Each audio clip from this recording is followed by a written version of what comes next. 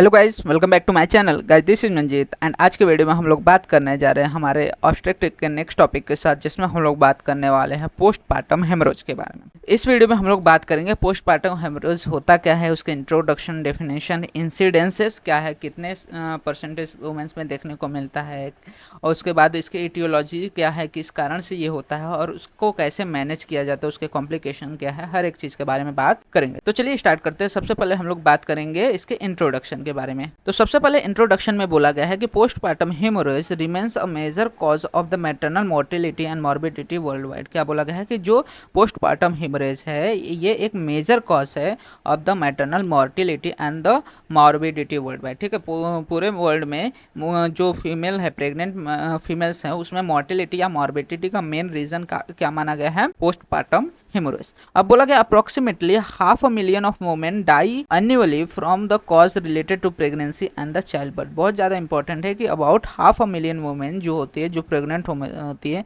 Annually उनका death देखने को मिलता है due to the causes related to pregnancy and the childbirth. इसके बाद बोला गया है, डेफिनेशन की बात करते हैं। तो डेफिनेशन में बोला गया है postpartum haemorrhage refers to any amount of bleeding from or into the genital tract following the birth of the baby up to the end of the puerperium. ठीक है, पोस्टपार्टम हेमोरेज क्या बोला गया है कि एनी अमाउंट ऑफ ब्लीडिंग। ठीक है, postpartum haemorrhage मतलब क्या, any amount of bleeding from or into the vaginal tract, मतलब कि वेजाइनल ट्रैक्ट से या फिर जो जेनिटल ट्रैक्ट है उससे या फिर उसमें किसी भी अमाउंट में अगर ब्लीडिंग हो रहा है after the birth of the baby up to the end of puerperium, तो इस कंडीशन को हम लोग क्या बोलते हैं, पोस्टपार्टम हेमोरेज बोलते हैं। अब ये जो परपेरियम है इसको हम लोग पोस्टपार्टम में अप टू द 6 वीक्स की कंडीशन को परपेरियम मानते हैं। ठीक है, एक बार डिलीवरी हो गई उसके बाद से लेके 6 वीक तक के जो टाइम पीरियड होता है उसको हम लोग परपेरियल टाइम पीरियड बोलते हैं बेसिकली। तो उस दिन तक, मतलब कि 6 वीक होने तक और डिलीवरी से 6 वीक के बीच में कभी भी अगर वहाँ पे ब्लीडिंग देखने को मिल रही है फ्रॉम द जेनिटल ट्रैक्ट और इनटू द जेनिटल ट्रैक्ट, तो उसको हम लोग पोस्टपार्टम हेमोरेज कहते हैं। अब बात करते हैं हम लोग इसके इंसिडेंस की। तो बोला गया in the developing world several countries have the maternal mortality rate in an excess of 1000 women per 1 lakh live births, and the World Health Organization statistics suggest that 25% of the maternal death are due to the postpartum haemorrhage. मतलब क्या बोला गया है कि अगर world wide अगर 1 lakh live birth हो रहे हैं तो उसमें से 1000 ऑफ वुमेन जो होते हैं उनका मोर्टेलिटी रेट देखने को मिलता है। मतलब 1 लाख लाइव बर्थ अगर हो रहा है तो उसमें से 1000 जो वुमेन्स है उनमें डेथ देखने को मिलता है, और इन 1000 डेथ में से जो 25% डेथ होता है वो basically PPH, that is postpartum haemorrhage की वजह से होता है, जो कि अकाउंट करता है for more than 1 lakh maternal death per year. मतलब हर साल लगभग 1 लाख से भी ज़्यादा डेथ जो होते हैं प्रेगनेंसी में देखने को मिलता है during the delivery due to the PPH या पोस्टपार्टम हेमोरेजेस।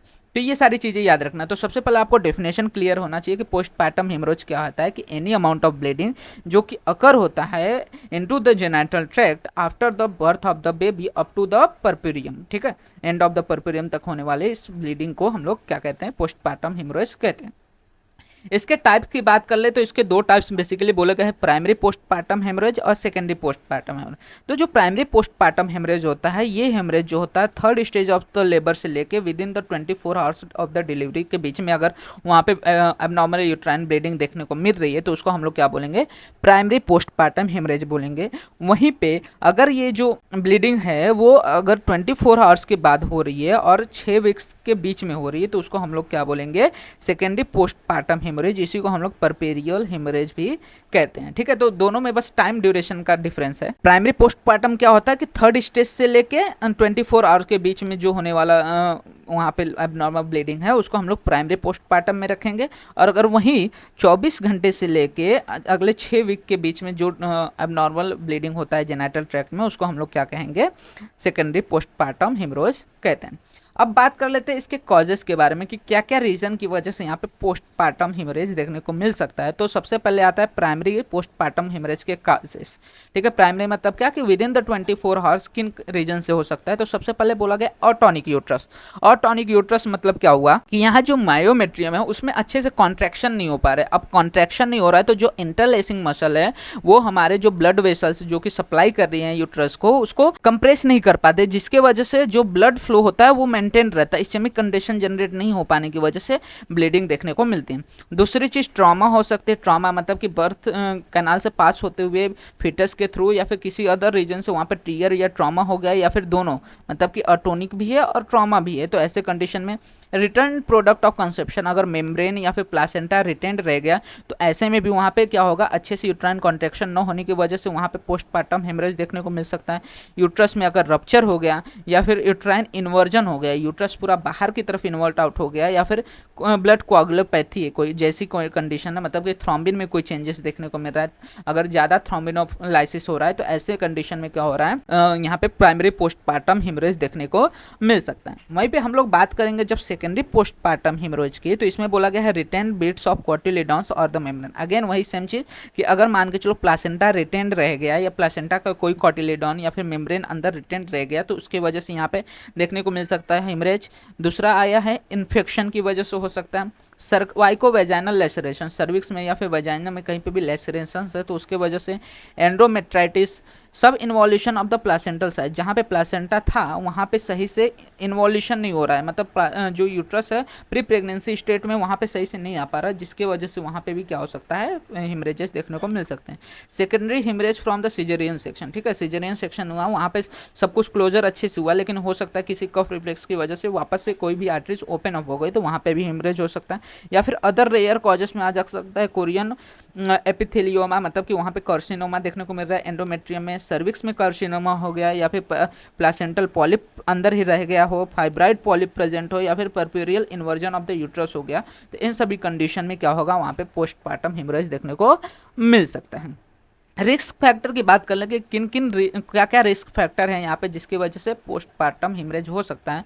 तो सबसे पहले आता है prolong third stage of the labour. अगर third stage of the labour ज़्यादा समय तक रह गया तो उसमें भी हमें पोस्टपार्टम ब्लीडिंग देखने को मिलती है। जैसे कि हम लोग ने जो रिटेंट प्लासेंटा का जो वीडियो मैंने बनाया है लास्ट, अगर आप चाहे तो देख सकते हैं, उसमें मैंने बताया कि वहाँ पर क्या होता है कि रिटेंट प्लासेंटा के कंडीशन में पोस्टपार्टम ब्लीडिंग देखने को मिलती है, क्योंकि वहाँ पर यूट्राइन कॉन्ट्रैक्शन अच्छे से नहीं हो पाता। दूसरा मल्टीपल डिलीवरी, बहुत ज़्यादा डिलीवरी करने की वजह से जो यूट्राइन मसल्स होती है वो ऑटोनिक हो जाते हैं, जिसकी वजह से यूट्राइन कॉन्ट्रैक्शन ना सही से होने की वजह से जो ब्लड वेसल्स रहते हैं सही से कॉन्ट्रैक्ट नहीं हो पाते, कंप्रेशन उनका ओपनिंग कंप्रेस नहीं हो पाता, जिससे इस्चेमिक कंडीशन न बनने की वजह से ज़्यादा ब्लड लॉस हो जाता है। एपिसियोटॉमी अगर सही से न लिया हो तो उसके वजह से भी हो सकता है। फिटल मैक्रोसोमिया, अगर फिटस बहुत ज़्यादा बड़ा साइज में है तो ऐसे में वो पास होते हुए ट्रॉमा कॉज कर सकता है। हिस्ट्री ऑफ पोस्टपार्टम हिमरेज, पहले से कोई हिस्ट्री है कि पिछले डिलीवरी के समय भी हिमरेज हुआ है, तो ऐसी कंडीशन में वो भी एक रिस्क फैक्टर कि अगेन वहाँ पे पोस्टपार्टम हिमरेज हो सकता है। ग्रैंड मल्टीपैरिटी, बहुत ज़्यादा बार क्या हुआ है उन्होंने वहाँ पे डिलीवरी उसकी हुई, तो ऐसे में भी बार बार डिस्टेंशन ऑफ यूट्रस होने की वजह से जो यूट्रस है ऑटोनिक हो जाता है, तो वहाँ पे भी हमें पोस्टपार्टम हिमरेज देखने को मिल सकता है। प्लासेंटल प्रेविया या फिर प्लासेंटल अब्रप्शन जैसी कंडीशन में भी हमें पोस्टपार्टम हेमरेज देखने को मिल सकता है। प्रेगनेंसी इंड्यूस्ड हाइपरटेंशन जैसी कंडीशन हो या इन्फेक्शन, ये सभी डिफरेंट डिफरेंट रिस्क फैक्टर है। अगर ये सारे रिस्क फैक्टर अगर देखने को मिल रहे तो ऐसे में हम पहले से ही क्या करना है, डिफरेंट डिफरेंट कंडीशन को कंसिडर करके रखना है कि ऐसे पेशेंट में पोस्टपार्टम हेमरेज की कंडीशन जनरेट हो सकती है, और उसके अकॉर्डिंग हमें क्या करना है, वहाँ पे मैनेजमेंट उसका करना पड़ सकता है। इसमें सिम्टम्स क्या देखने को मिलेंगे, तो पोस्टपार्टम हिमरेज में सबसे पहले मेन क्या है कि मैसिव ब्लड लॉस हो रहा है, हमें क्या देखने को मिलेगा, जेनाइटल ट्रैक्ट के थ्रू ब्लड का लॉस होते हुए देखने को मिलेगा, ब्लड क्लॉट्स पास होते हुए देखने को मिलेंगे। अब ब्लड का लॉस होने की वजह से क्या होगा, जो पेशेंट होगा उसको डिजीनेस होगा, लाइट हेडेडनेस या फिर फटीग देखने को मिलेगा, अनेमिक धीरे धीरे होने लगेगी, उसका ब्लड प्रेशर डिक्रीज होगा क्योंकि ब्लड वॉल्यूम कम हो रहा है, और ऐसे कंडीशन में टैकीकार्डिया जैसी कंडीशन देखने को मिलेगी। उसके बॉडी में स्वेलिंग या फिर पेन देखने को मिलेगा in the tissue in the vaginal and the perineal area, ठीक है, जो वेजिनल और पेरिनियल एरिया में टिश्यू वहाँ पे स्वेलिंग, पेन, ये सारी कंडीशन देखने को मिल सकते हैं। अब हम लोग को ये चीज़ याद रखना है कॉजेस में 4 टीज, जिसमें सबसे पहले हमारा टी आता है, दैट इज टोन, मतलब कि हमारा जो यूट्रस है वो अटोनिक रह जाता है, जो कि मोस्ट कॉमन कॉज है किसका, पोस्टपार्टम हिमोरेज का। तो ये आपको याद रखना है कि अटोनिक यूट्रस होने की वजह से, सही से इंटरलेसिंग मसल्स काम न करने की वजह से, सही से यूट्राइन कॉन्ट्रैक्शन न होने की वजह से वहाँ पर पोस्टपार्टम हिमोरेज की कंडीशन देखने को मिलती है। सेकंड आता है दैट इज ट्रॉमा, मतलब कि वहाँ पे लेसरेशन हो, हिमेटोमा हो, इन्वर्जन हुआ हो, रप्चर हुआ, ये अकाउंट करता है about 20% of the postpartum haemorrhage के लिए।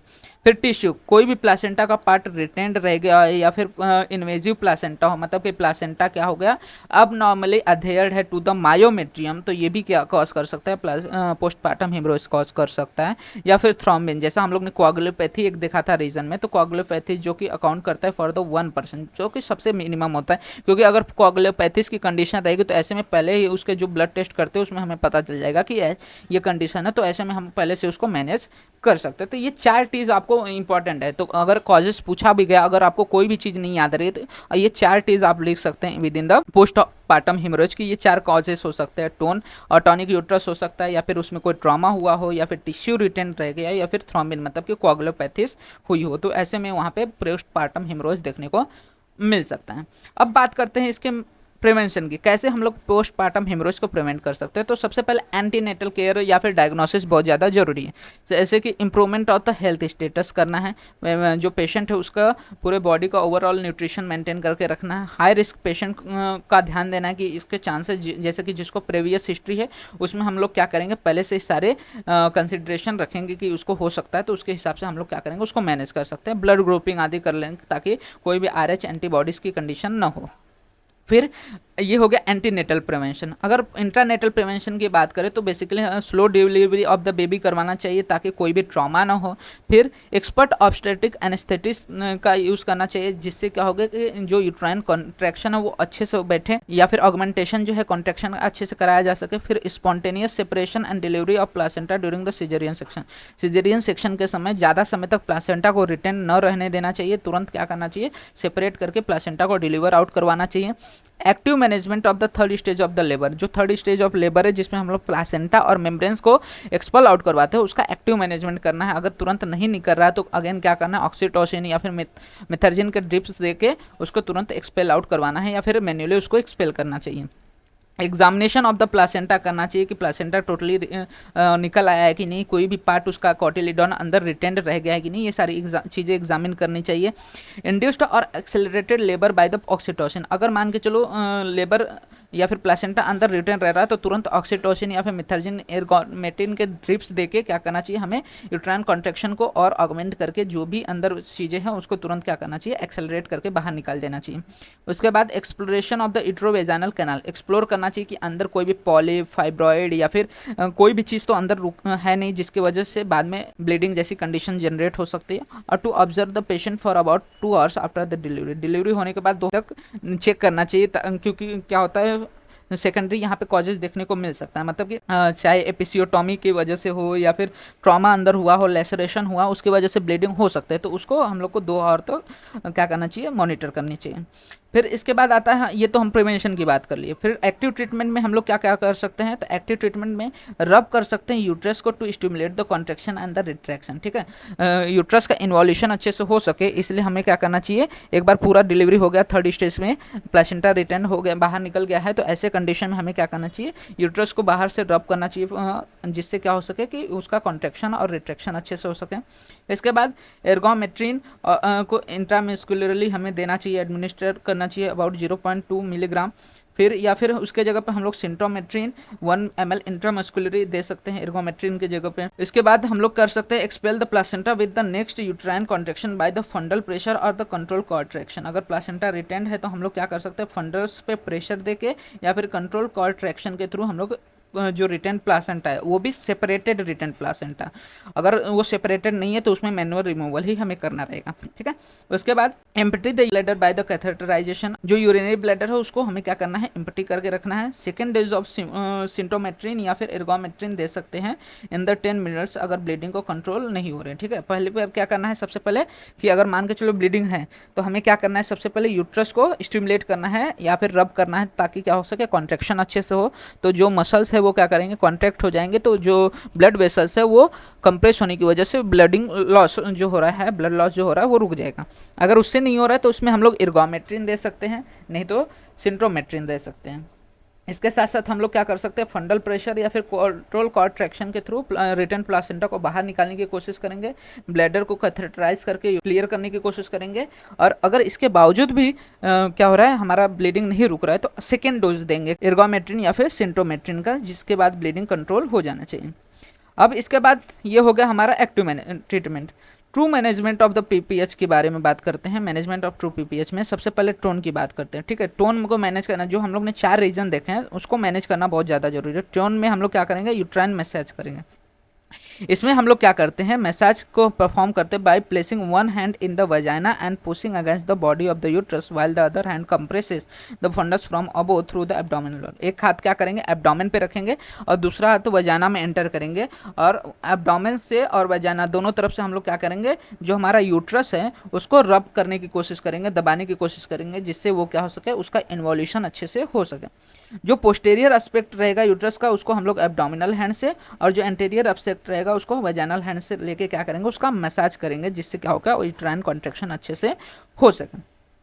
ये तो हो गया मसाज। इसके अलावा हम लोग यूट्रोटॉनिक एजेंट दे सकते हैं, जैसे कि ऑक्सीटोसिन, इर्गोट अल्कोलाइड जैसे इर्गोमेंटिन या फिर प्रोस्टाग्लैंडिन्स के ड्रिप्स दे सकते हैं, जिससे और ज़्यादा अच्छे से कॉन्ट्रैक्शन हो। ऑक्सीटोसिन में बेसिकली हम लोग क्या प्रोवाइड करते हैं, तो ऑक्सीटोसिन में 10 इंटरनेशनल यूनिट इंजेक्ट करते हैं इंट्रामस्कुलरली, या फिर 20 international unit in 1 litre of saline दे सकते हैं at the rate of 20 to 50 ml per hour. मतलब कि अगले नेक्स्ट 4 आवर में हमें क्या करना है, 20 international unit of the oxytocin infuse करना है। एंड बोला गया as much as 500 ml can be infused over the 10 minutes without complication. अगर चाहिए तो पहले 500 ml को हम लोग इन्फ्यूज़ कर सकते हैं विद इन द 10 मिनट्स, वहाँ पे कोई भी कॉम्प्लिकेशन देखने को नहीं मिलेगी।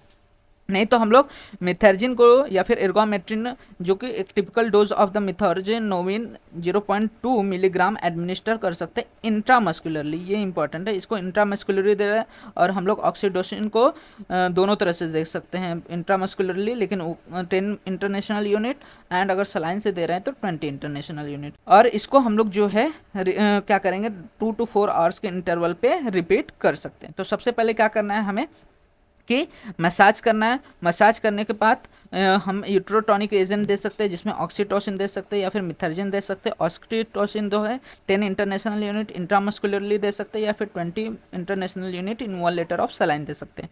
वहीं पे मिथर्जिन जो है हम लोग 0.2 मिलीग्राम के डोज में एडमिनिस्टर कर सकते हैं intramuscularly with a repeated dose of in 2 to 4 hours.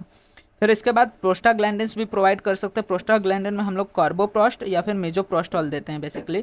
तो जो कार्बोप्रोस्ट है वो हम लोग एडमिनिस्टर करते हैं इंट्रामायोमेट्रिकली या फिर इंट्रामस्कुलरली, ठीक है। डायरेक्ट मायोमेट्रियम में या फिर इंट्रामस्कुलर दे सकते हैं about a dose of 0.25 milligram. And ये जो डोज है इसको रिपीट कर सकते हैं every 15 minute for a total dose of 2 mg, ठीक है। जब तक 2 mg ना हो तब तक हर एक 15 मिनट में हम लोग क्या कर सकते हैं, इसको एडमिनिस्टर कर सकते हैं, जब तक कि ब्लीडिंग रुक ना जाए। वहीं पे दूसरा, प्रोस्टाग्लैंडिन के अगर कार्बोप्रोस्ट नहीं तो मेजोप्रोस्ट यूज़ कर सकते हैं। It can be administer sublingually, orally, vaginally and रेक्टली, चारों तरह से हम लोग दे सकते हैं। तो ये एक अच्छा ऑप्शन हो जाता है। Doses range from 200 to 1000 microgram. The dose recommended by the FIGO is 1000 microgram administered रेक्टली, ठीक है। ज़्यादातर हम लोग क्या करते हैं, रेक्टली देते हैं। तो हम लोग मोस्टली कार्बोप्रोस्ट का ज़्यादा यूज़ देखते हैं, ठीक है। तो ये सारी चीज़ें हम लोग क्या कर सकते हैं इन द यूट्रोटॉनिक एजेंट। तो सबसे पहले मसाज कर सकते हैं, या फिर यूट्रोटॉनिक का एजेंट का यूज़ कर सकते हैं, या फिर सर्जिकल मैनेजमेंट कर सकते हैं। सर्जिकल मैनेजमेंट में क्या होगा, ट्रांसवेजाइनल यूट्राइन पैकिंग करवा सकते हैं, या फिर कंजर्वेटिव सर्जिकल अप्रोच रह सकता है। मतलब कि मान के चलो नहीं रुक रहा है ब्लीडिंग, तो हम लोग क्या कर सकते हैं, या तो देखेंगे कि कौन से आर्टरी के लाइगेशन से मदद मिल रही है। जैसे कि यूट्राइन आर्टरी का लाइगेशन करेंगे, ओवेरियन आर्टरी लाइगेशन कर सकते हैं, वजाइनल आर्टरी लाइगेशन कर सकते हैं, या फिर इंटरनल इलियक लाइगेशन कर सकते हैं, ताकि डायरेक्ट क्या होगा, पूरे एरिया का ही वहाँ पे ब्लड फ्लो रुक जाए, जिससे हम लोग क्या कर सके, उसके कॉज को फाइंड आउट करके वहाँ उसको मैनेज किया जा सके। या फिर एंजियोग्राफिक आर्टेरियल एम्बोलाइजेशन, या फिर इन सभी चीज़ों से फ़ायदा नहीं मिल रहा है तो लास्ट में हिस्टेरेक्टोमी जो है इसका मेन हमारा ट्रीटमेंट, डेफिनेटिव ट्रीटमेंट हो जाता है।